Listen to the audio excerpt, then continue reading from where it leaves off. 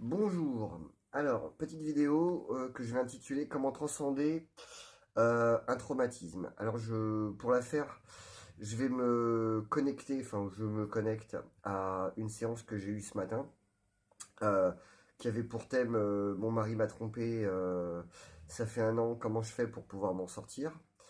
Parce que si je vous parle d'un sujet auquel j'ai pensé, je me connecte sur ma propre énergie, ce qui est un petit peu compliqué parce que ça demande à aller euh, ou alors très très bien se mentir, ou alors avoir totalement résolu son propre problème pour soi sur comment on transcende un traumatisme, et on en a tous, et, euh, euh, et on les étudie, on les regarde au fur et à mesure. Alors voilà comment ça se passe. Ce sont des séances de clairvoyance dans lesquelles je vais me connecter à l'énergie de l'autre. Alors la clairvoyance, ça passe par trois choses. D'abord, il y a l'intellectuel, hein, qui fait que j'ai des informations quand l'autre me parle, hein, des informations qu'on a tous. Ensuite, il y a des informations intuitives où il y a des images qui viennent. Ces images-là sont les images que j'ai pu voir de moi. Et ensuite, il y a le ressenti, c'est-à-dire comment moi je me ressens avec l'autre. Voilà, pour faire assez court, ce qui va permettre d'avoir, si on travaille sur les trois plans multidimensionnels, on va pouvoir travailler au niveau du ressenti physique, au niveau de l'expression de l'âme et au niveau de l'esprit, qui vient nous faire vivre quelque chose pour nous permettre de comprendre quelque chose. Voilà. Alors, par exemple, pour transcender un traumatisme, alors souvent on entend dans les milieux un peu spirituels, il faut se connecter à la source, tout ce qui vient, c'est parce qu'on l'a demandé, blablabla, blablabla, puis c'est toi, et puis etc. Ce qui est absolument vrai, hein, d'ailleurs. Mais ce qui est un non-sens dans la résolution du traumatisme en lui-même. C'est-à-dire que quand on vit un traumatisme, que ce soit d'avoir été trompé, d'avoir perdu son boulot, d'avoir raté un truc, d'avoir fait une banqueroute, etc., etc., ce traumatisme-là, au départ, on va dire, quand on a envie d'être bien pensant, dire oui, c'est moi qui l'ai demandé, c'est moi qui l'ai appelé, etc., etc., ce qui est absolument vrai. Mais la seule façon de pouvoir travailler, c'est d'abord de projeter sur l'extérieur et de dire l'autre m'a fait quelque chose. Hein. Parce qu'en communication non violente, on va dire oui, c'est moi, machin, tout ça. Et si on ne projette pas sur l'extérieur en disant ah, ça, c'est dégueulasse ce que je vois, c'est dégueulasse ce qu'on m'a fait, c'est dégueulasse ce que j'ai vécu, on ne peut pas ensuite regarder que c'est son propre caca qu'on regarde. C'est seulement quand on a vu que c'était nous-mêmes, qu'on est en train d'observer, qu'ensuite après on peut se le réapproprier et dire aïe, voilà, bon, maintenant que j'ai accepté d'avoir l'émotion, et seulement quand j'ai accepté d'avoir l'émotion, totalement. Ensuite, je peux commencer à regarder à l'intérieur et dire ah, c'est moi. Tiens, c'est marrant.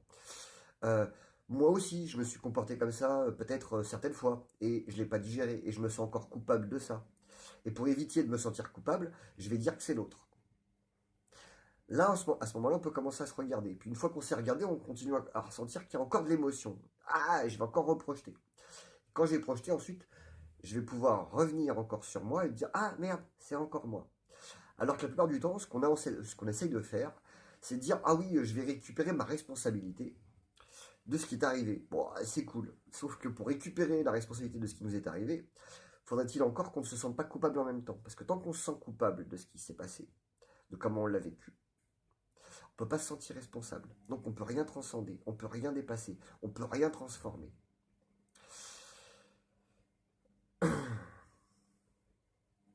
Et là maintenant, on va aborder peut-être le sujet le plus complexe qui est la transformation.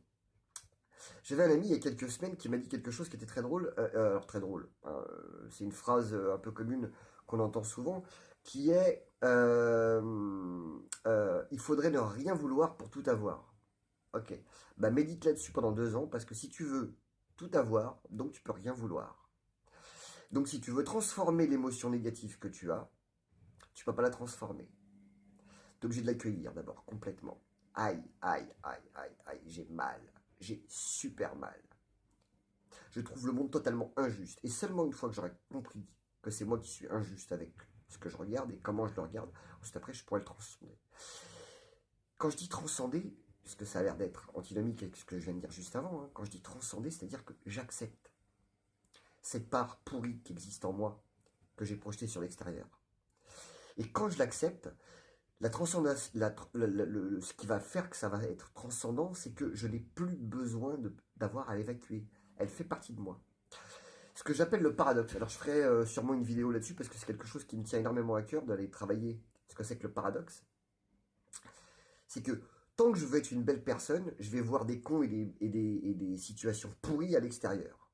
Quand j'ai accepté que la pomme pourrie, c'était moi, j'accepte que le pommier tout entier donne aussi des pommes qui ne seront pas pourries. Donc j'accepte que à la prochaine fois, quand je tomberai, que ça repoussera, que je ne serai pas une pomme pourrie. Donc un coup sur deux, je vais faire des trucs qui vont me plaire, et qui vont plaire aux autres, et des fois, je vais faire des trucs qui vont pas me plaire et qui vont pas plaire aux autres. Voilà. Quand on a accepté ça, quand on transcende, quand on a réglé le paradoxe, on sait qu'on peut être en même temps un enfoiré et en même temps quelqu'un de bien. Qu'on peut être en haut et en bas. Qu'on peut être tout à la fois. On va être exactement ce sur quoi on va se connecter. C'est-à-dire que quand quelqu'un est sympa avec vous, vous allez être sympa avec lui.